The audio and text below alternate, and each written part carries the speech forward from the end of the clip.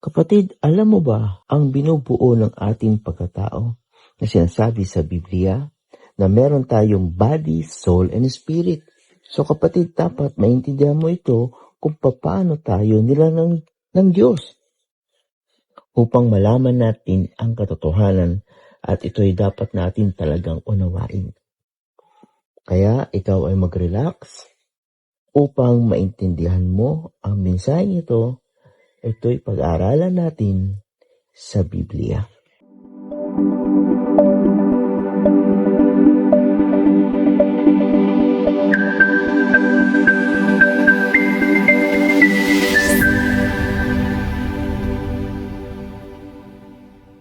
Sinabi po sa Genesis 2 verse 7, "At nilalang ng Panginoon Diyos ang tao mula sa alabok ng lupa.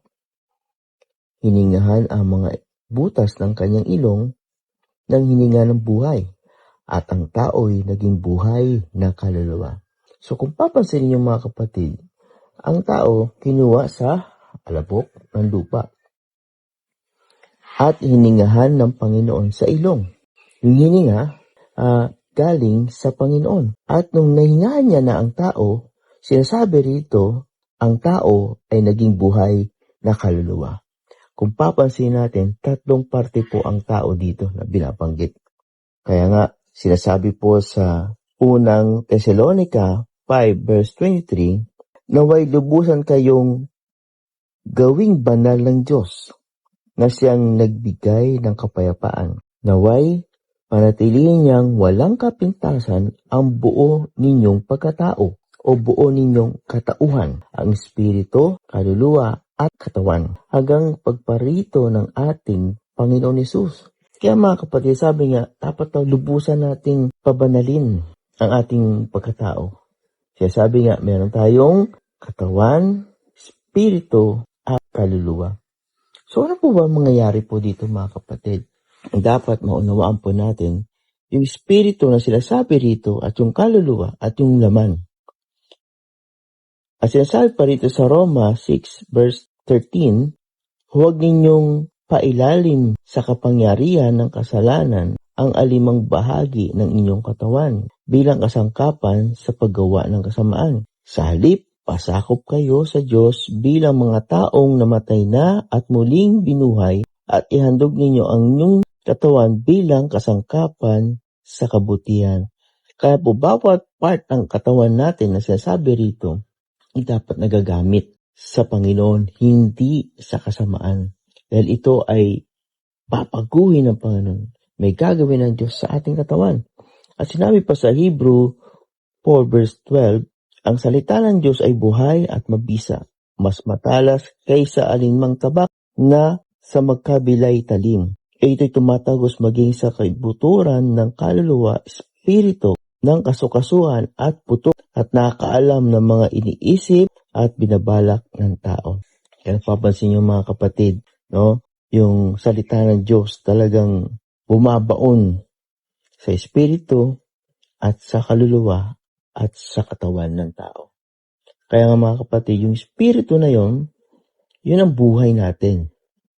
Ang katawan natin ay ginagamit natin sa mundong ito upang tayo makapamuhay. Kaya lang siyempre may hangganan na ang buhay ng tao. Nung simula, nung nagkasala si Eva at Adan, sa pagkalika ng Diyos sa kanila, dahil nalaman nila mabuti at masama na pinagbabawal ng Diyos, sila ay sabi nga nagkaroon na ng kasalanan at dumating na yung kamatayan.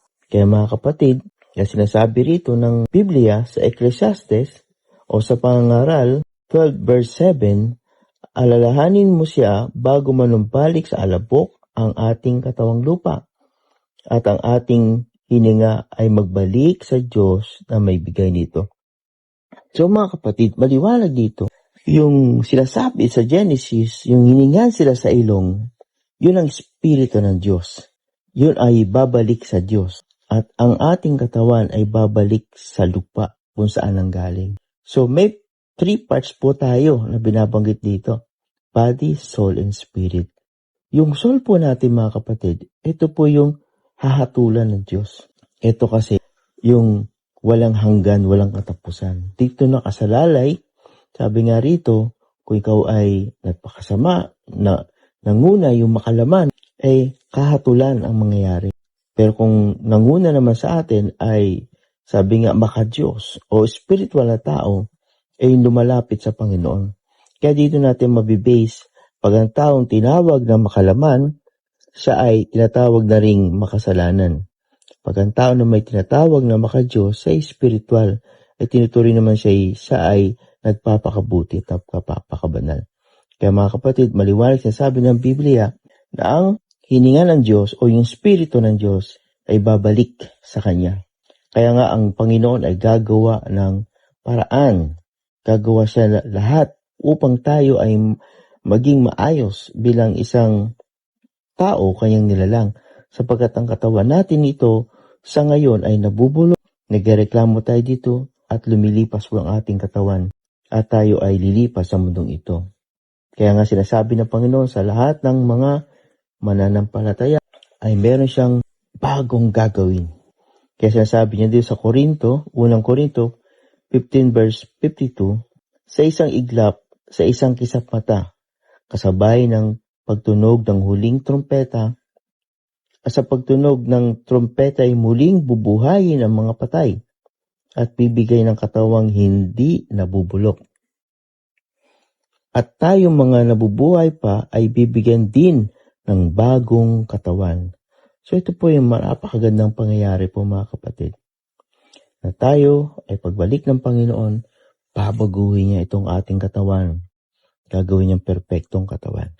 At sinabi pa sa unang Korinto 15 verse 53, sapagkat itong katawan nating nabubulok at namamatay ay dapat mapalitan ng katawang hindi nabubulok at hindi namamatay.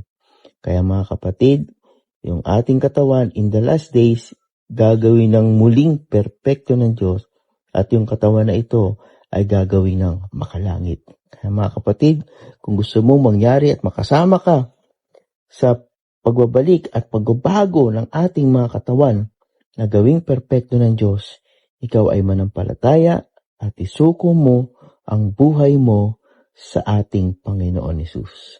God bless you po mga kapatid.